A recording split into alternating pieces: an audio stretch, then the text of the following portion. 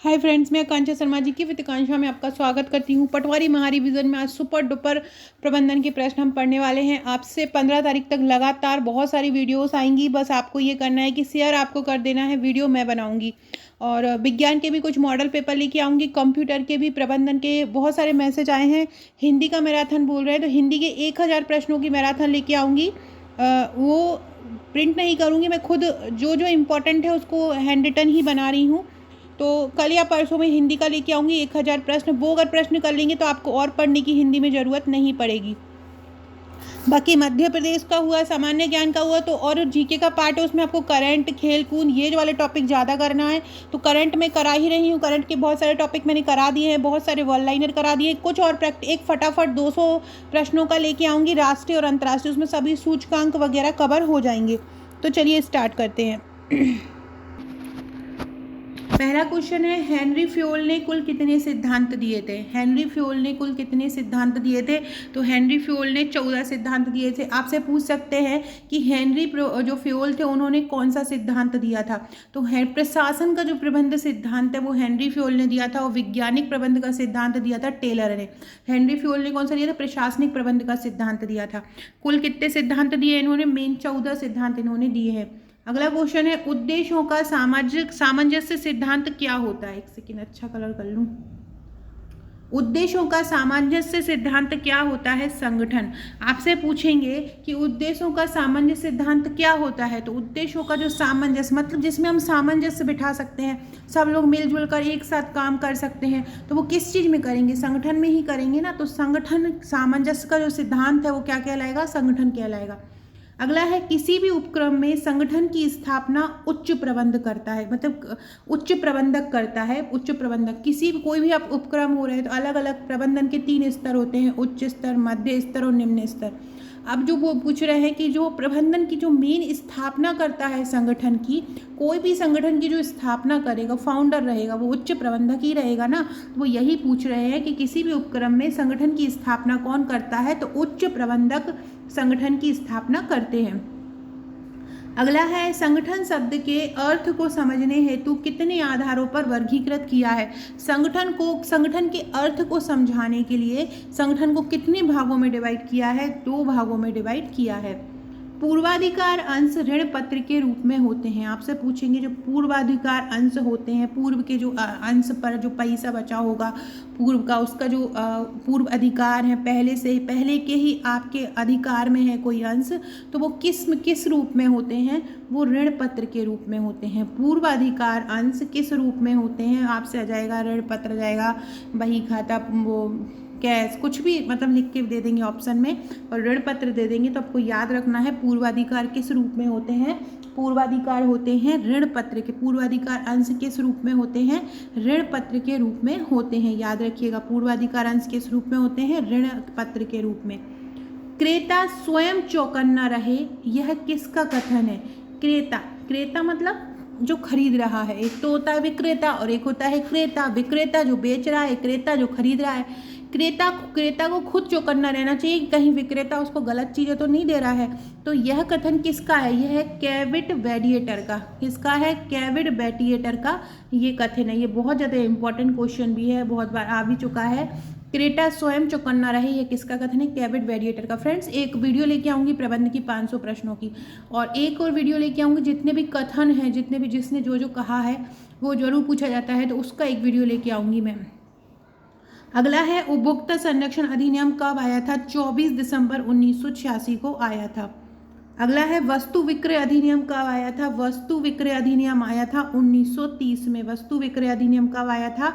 1930 में वस्तु विक्रय अधिनियम आया था। बहुत ही ज़्यादा इंपॉर्टेंट है ये दोनों क्वेश्चन।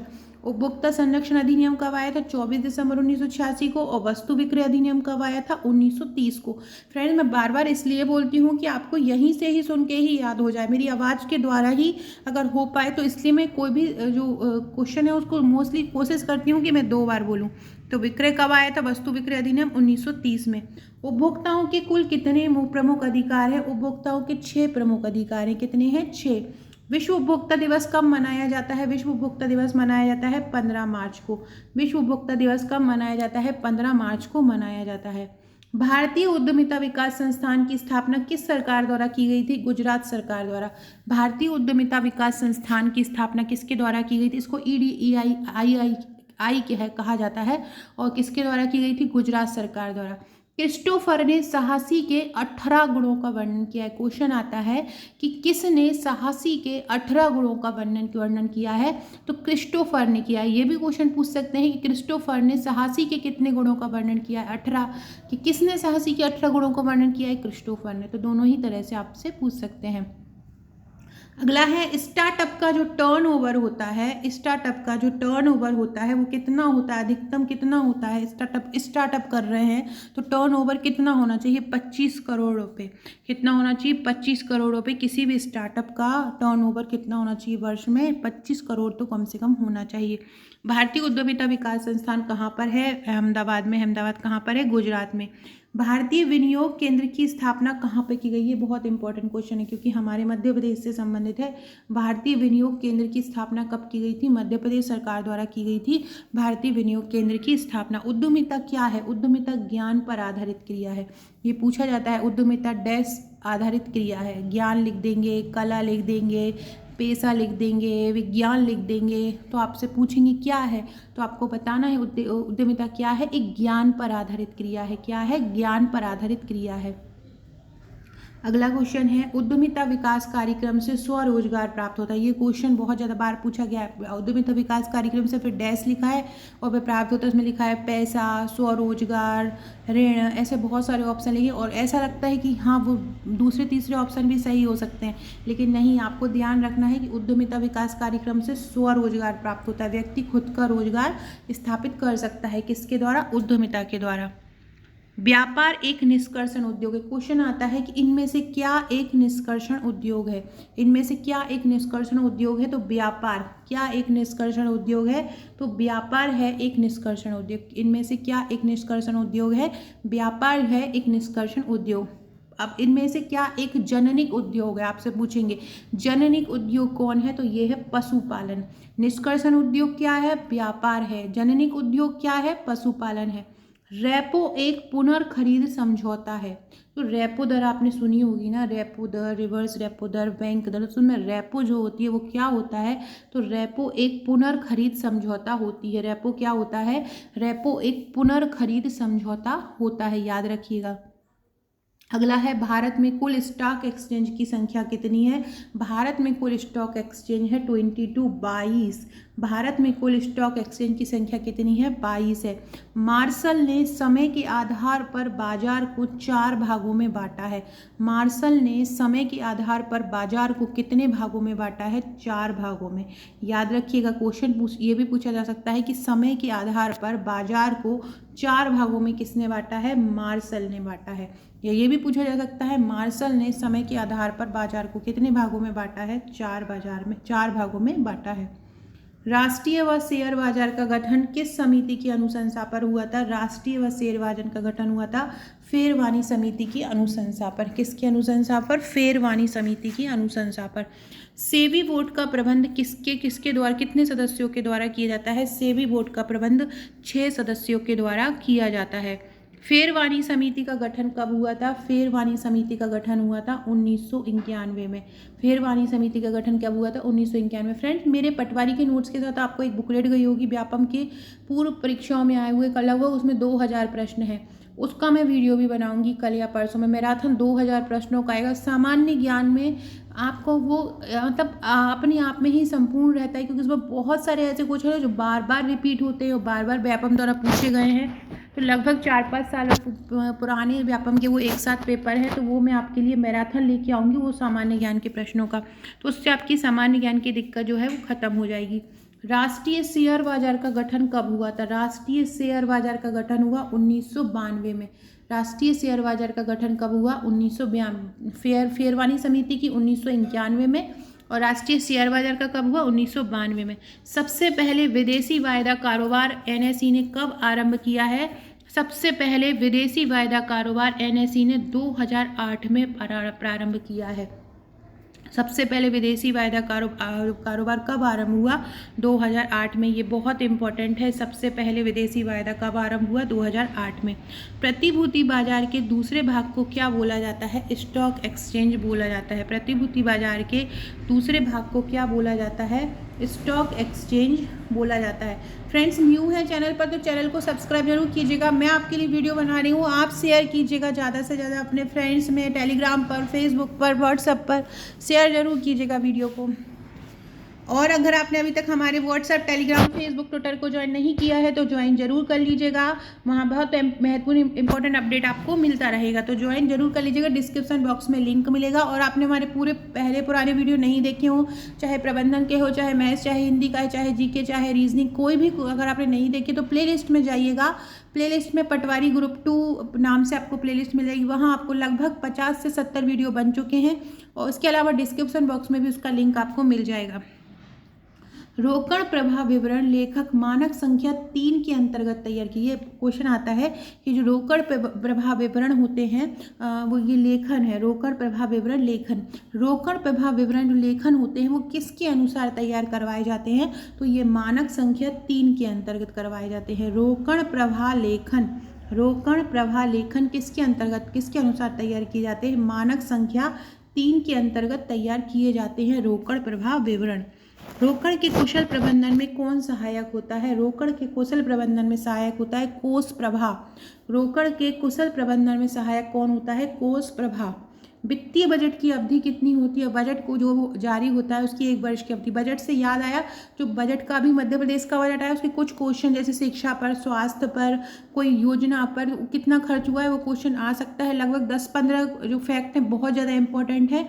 उसका वीडियो भी मैं ये जो आपके समय बचा है इसमें ज़रूर लेके आके जल्दी से करवा दूंगी, क्योंकि वो बहुत ज़्यादा इंपॉर्टेंट है।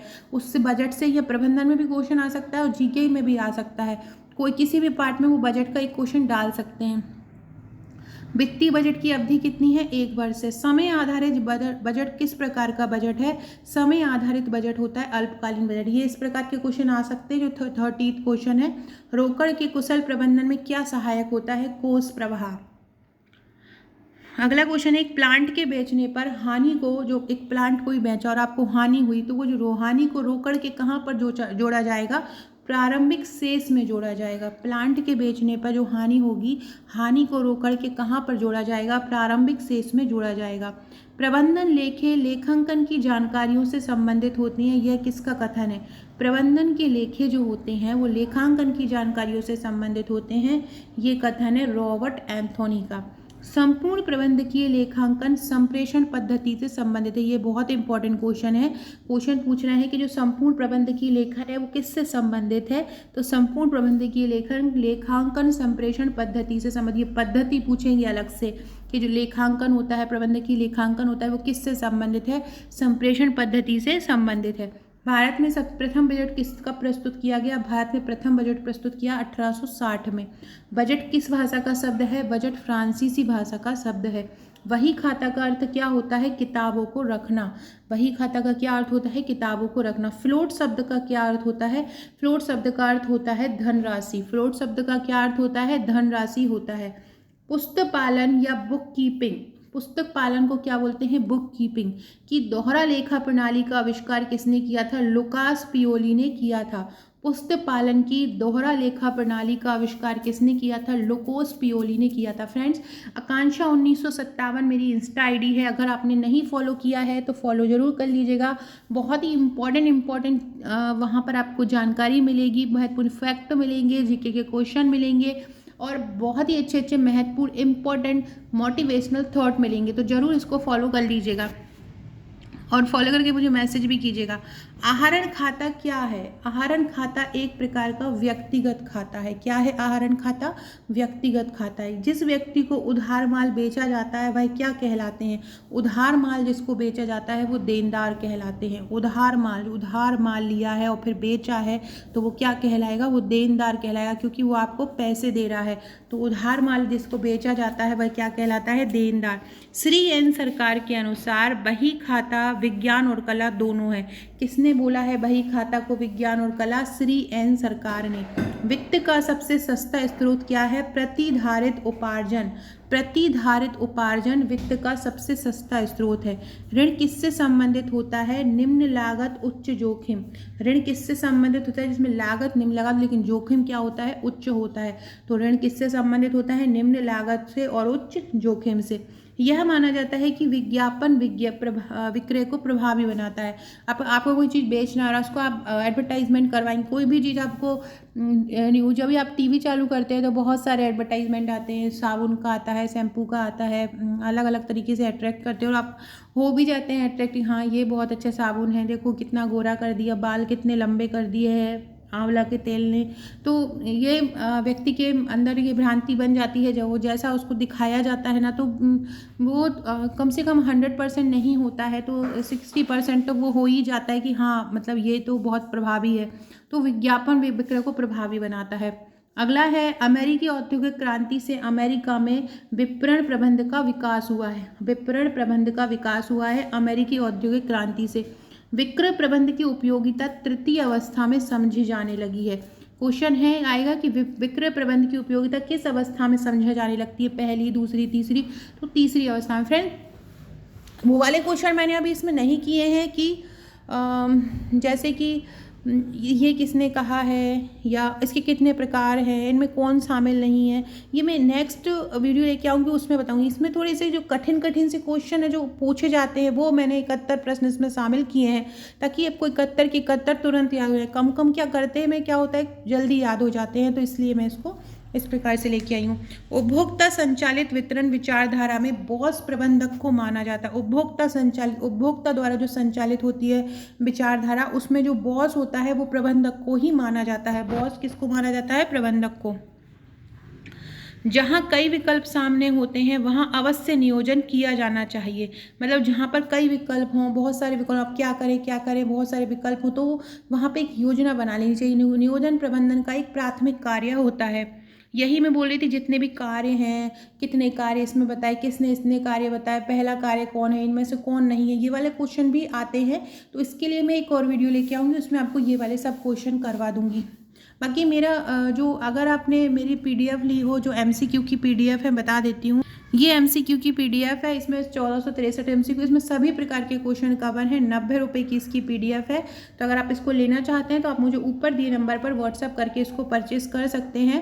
90 रुपीज़ में PDF आराम से, आप PDF से ही आप सोते जागते बैठते लेटे जब भी आप थक जाए पढ़ के, तो उसकी PDF से ही आप अपनी प्रैक्टिस कर सकते हैं। नीचे ही उसके आंसर लिखे हुए हैं, तो बहुत आसानी से आप इसकी प्रैक्टिस कर सकते हैं। 1463 प्लस MCQ की ये PDF है। तो कहाँ क्या कर रहे थे? हाँ, अगला क्वेश्चन है, भार अर्पण का पहला चरण है, प्रथम चरण है, ये किसके अंतर्गत आता है? केंद्रीयकरण के। भार अर्पण का प्रथम चरण है, मतलब भारार्पण आता है ये क्वेश्चन। भारार्पण का प्रथम चरण क्या होता है? केंद्रीयकरण। भारार्पण का प्रथम चरण कौन सा होता है? केंद्रीयकरण होता है। संगठन व्यवहार में व्यक्ति तत्वों का समावेश है। संगठन व्यवहार में व्यक्ति किसका समावेश है? तो संगठन व्यवहार में व्यक्ति तत्वों का समावेश होता है। किसका होता है? तत्वों का। फ्रेंड, ये मेरा व्हाट्सअप नंबर है, अगर आपने आपका नंबर अभी तक मेरे पास मेरे व्हाट्सअप पर सेव नहीं कराया है तो करा दीजिए। हाय लिख कर भेजिए, अपना नाम लिख कर भेजिए और सेव इट करिएगा। मैं आपको नंबर सेव कर लूँगी। स्टेटस के द्वारा भी आपको बहुत सारे क्वेश्चन तैयार होंगे। पटवारी का दे रहे हो आप, चाहे आने वाली जो PSC का देंगे, या आप उससे आने वाली कोई सुपरवाइजर का देंगे, जेल प्रहरी का देंगे, और एक और वैकेंसी कल से फॉर्म भरना स्टार्ट हो रहा है उसका देंगे, तो सभी में आपको हेल्पफुल रहेगा। संगठनात्मक व्यवहार में 3 विषय वस्तु शामिल है। संगठनात्मक व्यवहार में कितने विषय वस्तु शामिल हैं? 3 विषय वस्तु संगठनात्मक व्यवहार में शामिल है। संगठन का सबसे लोकप्रिय प्रारूप कौन सा है? समिति संगठन। नियोजन सभी अवधि के लिए, आपसे पूछेंगे नियोजन कितनी अवधि के लिए लागू होता है? 1 साल, 2 साल, 3 साल, 4 या सभी अवधि? तो सभी अवधि आंसर हो जाएगा। नियोजन भविष्य को पकड़ने के लिए एक पिंजरा है, यह कथन किसका है? यह कथन है एलन का। भारत में पहली बार विमुद्रीकरण कब हुआ था? 1946 में हुआ था। अब तक कितनी बार हो चुका है? 3 बार हो चुका है। अगला क्वेश्चन है, किसी भी व्यवसाय की प्रगति एवं विकास 2 तत्वों पर निर्भर करता है। आपसे पूछेंगे किसी भी व्यवसाय की प्रगति एवं विकास किस पर निर्भर करता है? 2 तत्वों पर। व्यवसाय के आर्थिक वातावरण को आर्थिक प्रणाली प्रभावित करती है। भारत में नए आर्थिक सुधारों का प्रारंभ कब हुआ था? 1991 में। यदि अर्थव्यवस्था में सभी लोग अपने बचत की प्रवृत्ति को बढ़ा देते हैं तो क्या होता है? अर्थव्यवस्था की बचत में भी वृद्धि होगी। किसी भी व्यवसाय के लिए अनुकूल परिस्थिति क्या होती है? अवसर। किसी भी व्यवसाय के लिए अनुकूल परिस्थिति क्या होती है? अवसर होती है। प्राप्त जानकारी को प्रयोग में लाने को क्या बोला जाता है? कला। प्राप्त जानकारी को प्रयोग में लाने को क्या बोला जाता है? कला बोला जाता है। व्यापार का अंग क्या है? व्यापार का अंग है वाणिज्य। व्यापार का अंग क्या है? वाणिज्य। एक पेशेवर प्रबंधक को परिवर्तन एजेंट के कार्य करने पड़ते हैं। प्रबंध क्या है? प्रबंध एक विकासशील विज्ञान है। विज्ञान है तो कैसी है? विकासशील। प्रबंध प्रत्येक उपक्रम का गतिशील एवं जीवन प्रदायिनी अवयव है। ये किसने कहा है? पीटर और ड्रकर ने कहा है। प्रबंध प्रत्येक उपक्रम का गतिशील एवं जीवनदायिनी तत्व है या अवयव है। किसने कहा है? पीटर और ड्रकर ने कहा है। लोचशीलता क्या होता है? लोचशीलता प्रबंध की प्रकृति होती है। लोचशीलता क्या होती है? प्रबंध की प्रकृति होती है लोचशीलता। लोचशीलता क्या होती है? प्रबंध की प्रकृति होती है। स्पष्ट उद्देश्यों के बिना प्रबंध करना एक अव्यवस्थित कार्य होता है। यह कथन किसका है? अगर बिना उद्देश्य है, स्पष्ट उद्देश्य नहीं है और फिर भी काम किया जा रहा है तो स्पष्ट उद्देश्यों के बिना काम करना एक अव्यवस्थित कार्य होता है।